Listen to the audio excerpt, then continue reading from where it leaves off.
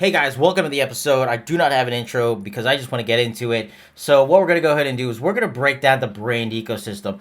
I'm going to go ahead and walk you guys through the different components when it comes down to the most major problems of a business, but then dial in a lot more on the brand ecosystem and how those problems impact the brand and how you can grow it. So this first episode, we're going to go high level on some of the stuff, and then I'm going to go ahead and break it down a little bit more because it's important to not just get an idea of what's going on here, but understand how it affects your business every single day. And while I work with my clients in brand strategy for personal brand development, these are some things that I have witnessed over 22 years of helping companies build brands that have really kept them from actually growing and becoming something so much bigger. So the very first thing here is that we're going to go ahead and go over the most major problems.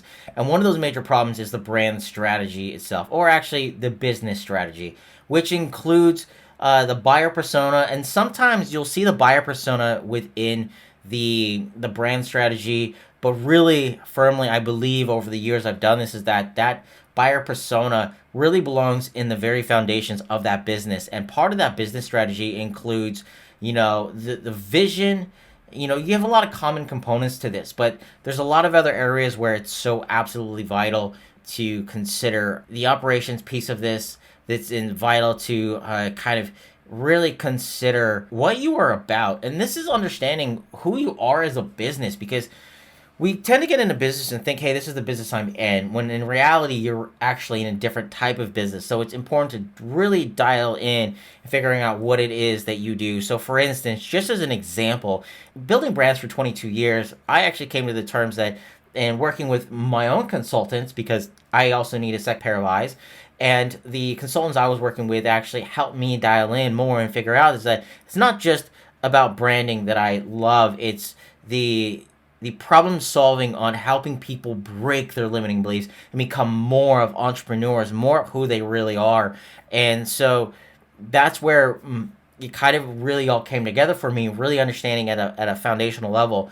So getting into it, we're going to talk about the business strategy. We're going to talk about the marketing, recruiting, management, sales, and technology. These are the top components as far as what's really the major core problems of a business because here's the thing, every business has problems.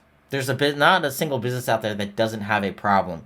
And so we're going to dive into those problems and really paint the vision that you want for each and every single one of these areas, and then just create a solution and really take you guys to another level. So when it comes down to branding, there's really three different types of branding that ultimately matter when you're starting, and that's generational brands, understanding corporate brands, and personal brands. My focus is mostly in personal brands when I work one-on-one with clients.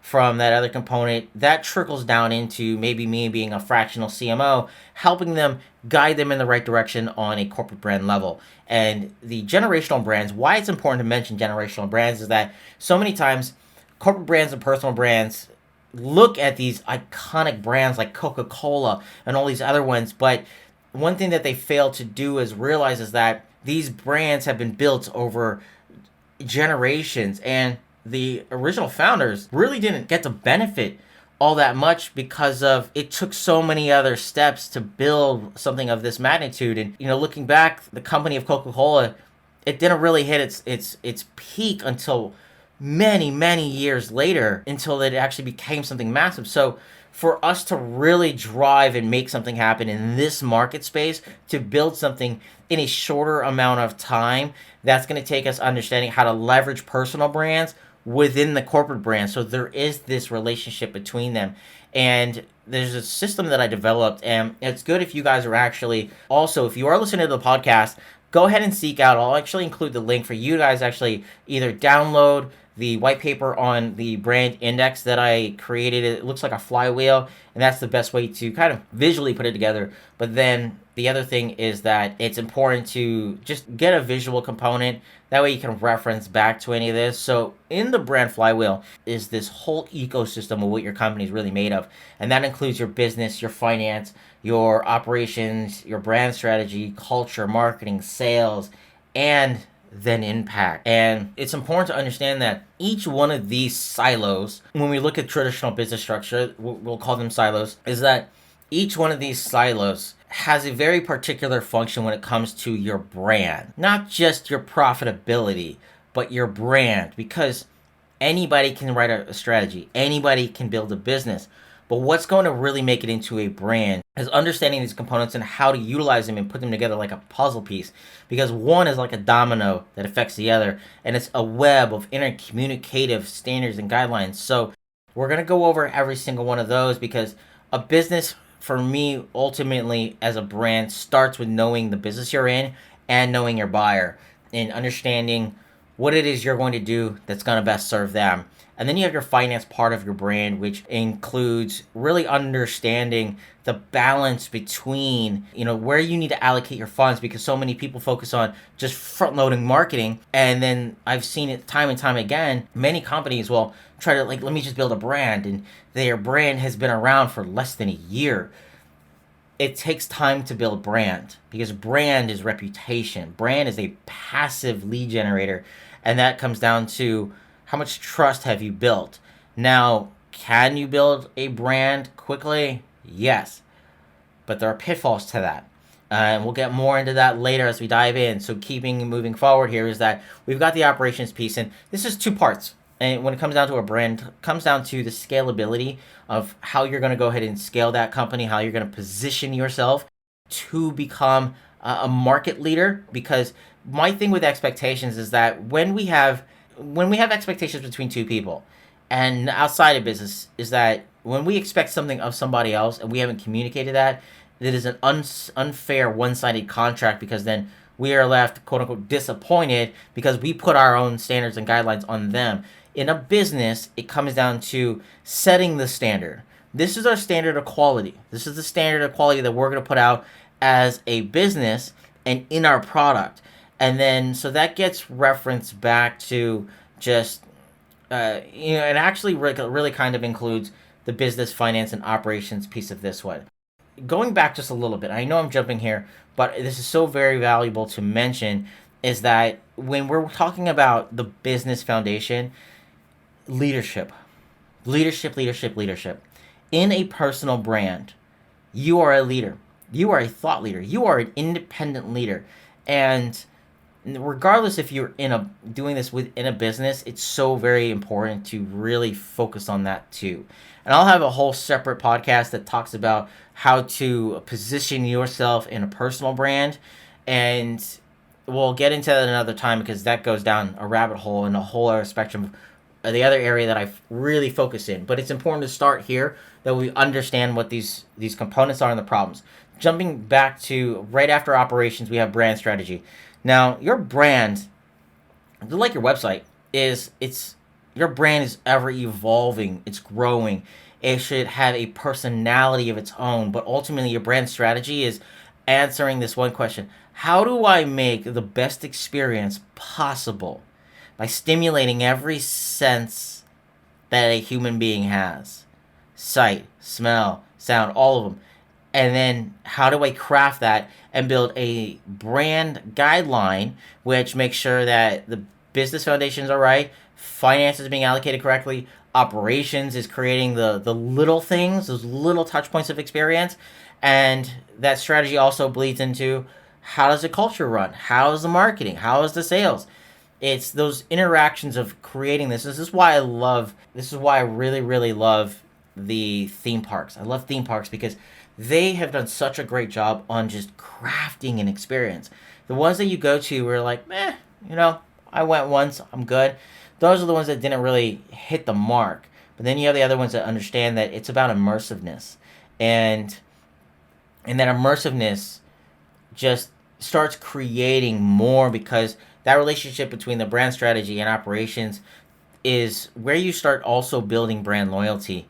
And that brand loyalty transfers into the outside culture, the secondary culture.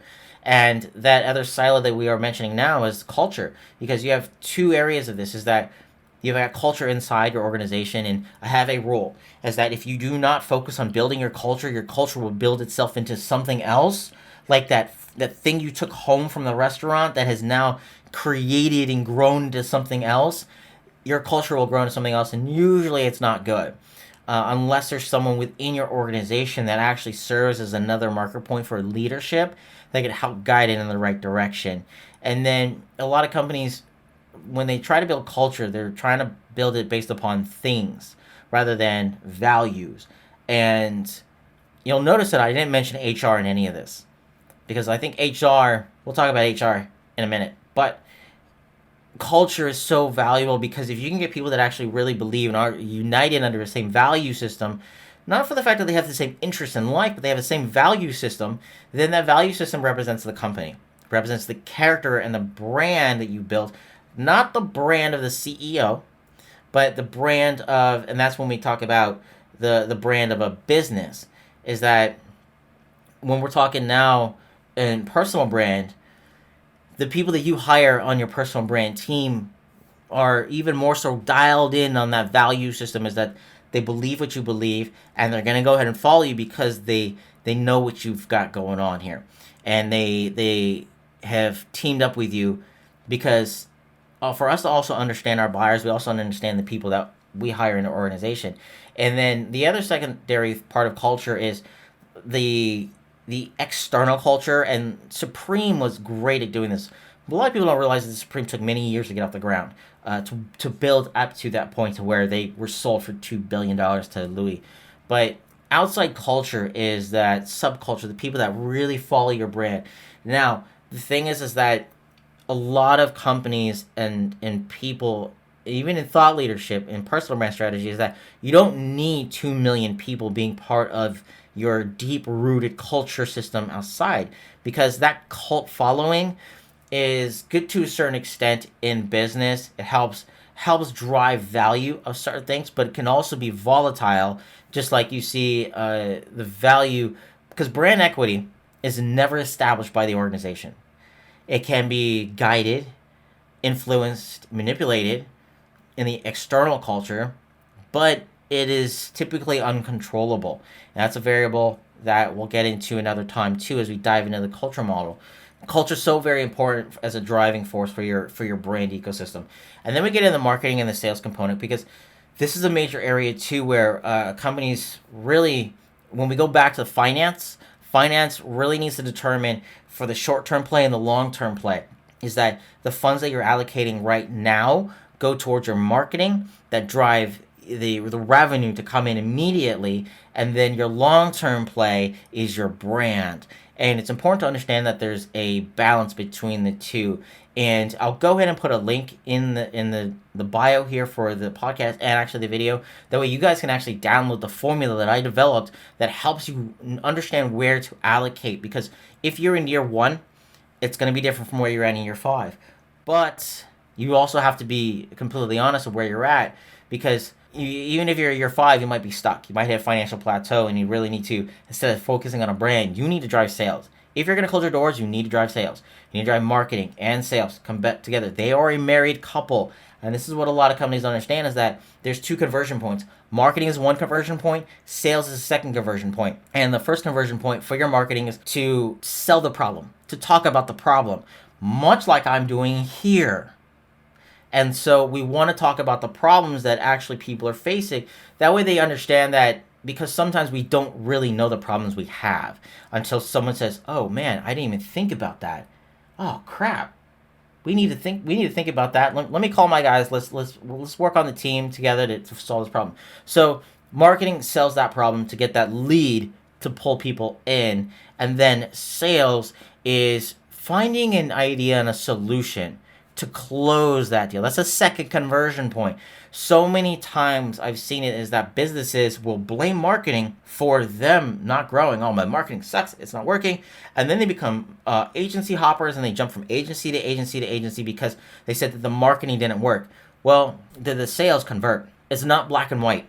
And this is one major area where this communication between sales and marketing can be resolved with a proper brand strategy on understanding how to handle in the operations piece of this, from marketing through the ghost silo into sales, and then you measure for impact, and then you have a follow-up, which also includes your operations piece, your automation of this, that goes back to your marketing. You see how they're all syncing together. And this might be a little difficult to visualize via the podcast, but you can definitely download the white papers for all of this stuff on my website, link below. And then after we've done this, we measure the impact. I'm a big advocate of not chasing data. Data is important. You need to understand where you're at, but you also need to understand that you need to have a system or somebody in place where you can actually have a measuring stick. Tony Robbins talks about this all the time, where you need to be able to measure your progress and find out, hey, this is good. And we're moving so fast in business and society is that waiting 3 months, 6 months, or expecting something to happen within 3 months is really unrealistic, like your search engine optimization. And SEO is not free. There's no such thing as free organic to really drive. So you have to understand the data, but you also have to be ready to pivot. You have to be ready to make moves and jump in different directions. And in this, we're going to go ahead and dive deep in all this stuff.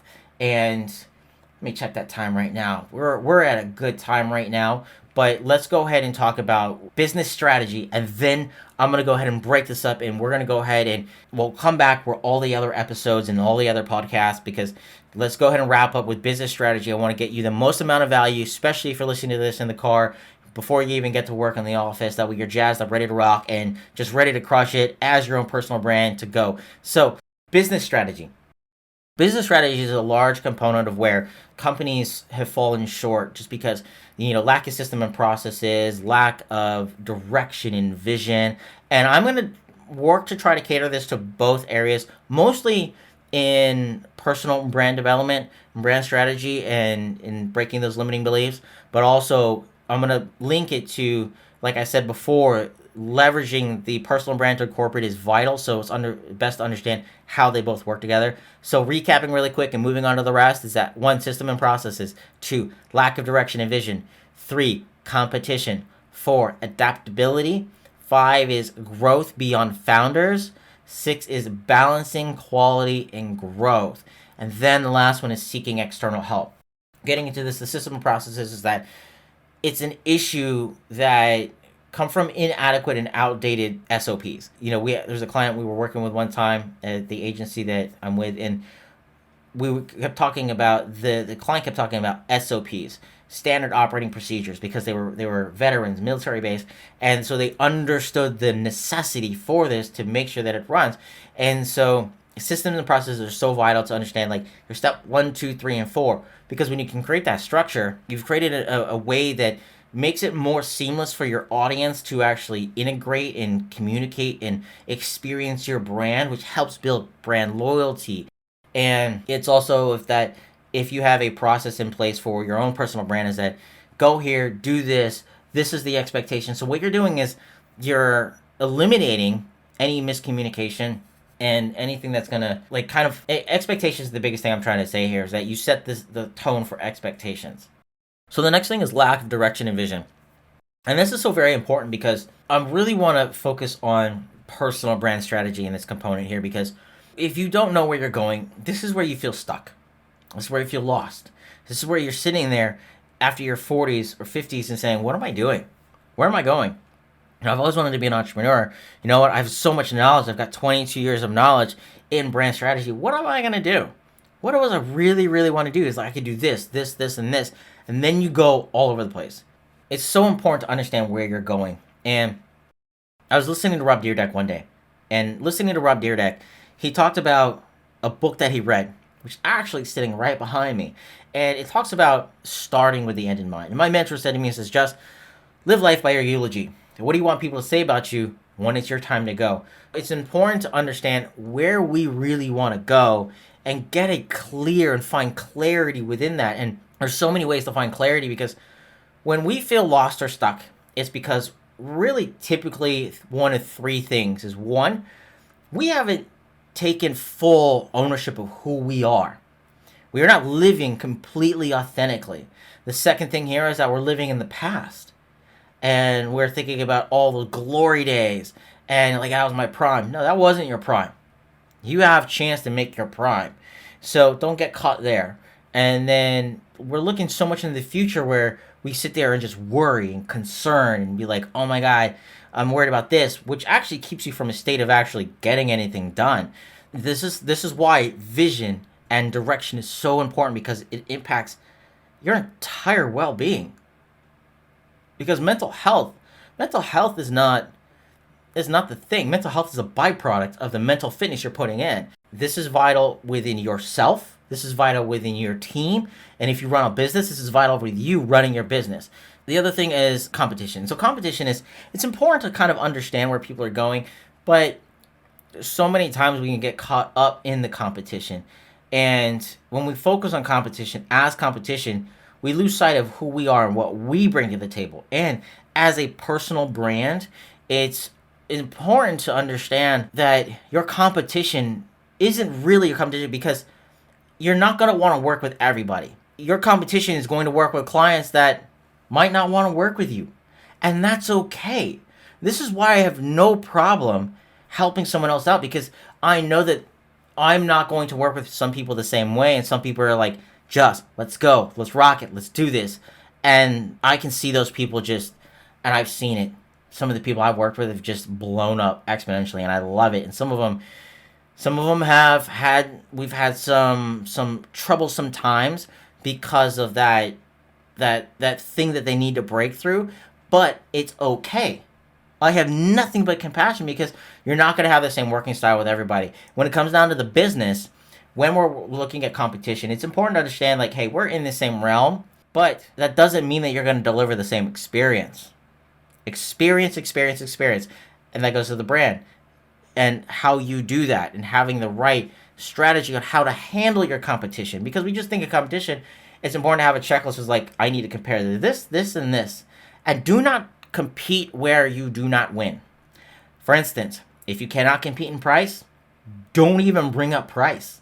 Don't even bring up that subject matter. And so the other thing here is adaptability. Adaptability is huge, because you've heard it time and time again, is that some companies will be like, hey, this is the way we've always done it. This is the way we're always going to do it. You know what? This is what this is. Or, hey, you know what? I don't want to work with new technology. The industry's doing this. Quit your bitching and adapt. And if you have trouble doing that, I'm jumping ahead on this one, but growth beyond founders. So this is important to note too, from a business and from a corporate brand, small business, is that your inability to adapt to new ways, new systems and processes, but also there's a lot of things that I've seen many, many times over the years, is that, and we see this when a company goes public, when there's a new IPO and the board has now replaced the CEO with somebody else that can take that company from 20 million to 200 million, just because they have that experience to do that. It's important to surround yourself, and if you've read any mindset book out there or listened to any of this audio, you've heard this before from other experts, is that it's important to get other people that know more than you, in certain areas. That doesn't mean that they're better than you. That's just the ego talking. And the ego is going to destroy you in this area. And the ego also destroys you in your lack of adaptability. We see this in situations where, even at the base, at the core, when a company starts and they want a logo, they romanticize the logo. They just want to fall in love with it, and it's what they love. Your logo has two jobs: be recognizable, and two, make you money. That's it. It's for your market. It's not for you. It is not for you. It's one of those where you want to show people growth, evolution. And the reason why becoming adaptable and growing beyond the founders is that this growth that you're doing is actually telling your audience, is like, hey, you know what? We're evolving. We're growing. And as we grow, we have more to give you. That's what you're really saying on the psychological level here, on the subconscious level. And when we do this, then we can resolve the other problem, which is balancing quality and growth.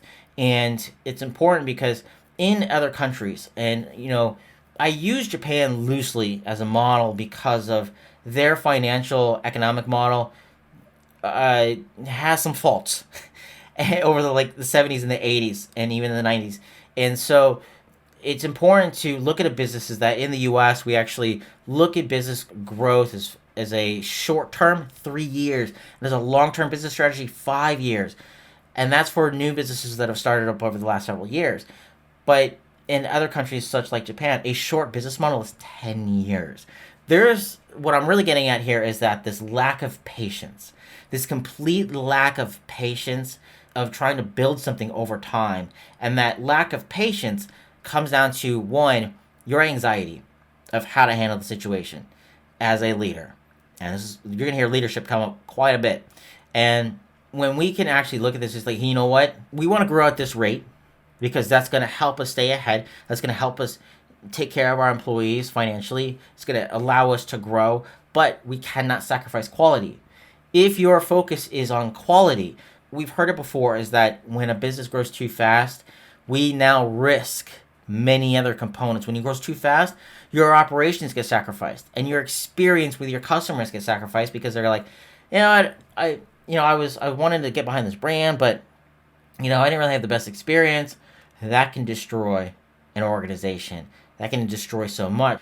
Just like me, going out and helping other thought leaders, entrepreneurs, and executives one-on-one, it is not beneficial to any of us if I take on 50 new clients. So there's a waiting list. There has to be a component to where I need to give the best amount of quality and help them throughout that time. And understanding is that it's the value that I'm selling. And I have to position it to where I'm giving people that best quality that they can get one-on-one or an organization or as a fractional CMO or any capacity. But also because at the end of the day, your brand, your business relies on the opinions of others. It does. Because like I said before, your brand equity is not established by the business. Your brand equity is established by your customer base. They're the ones who determine how much you're worth.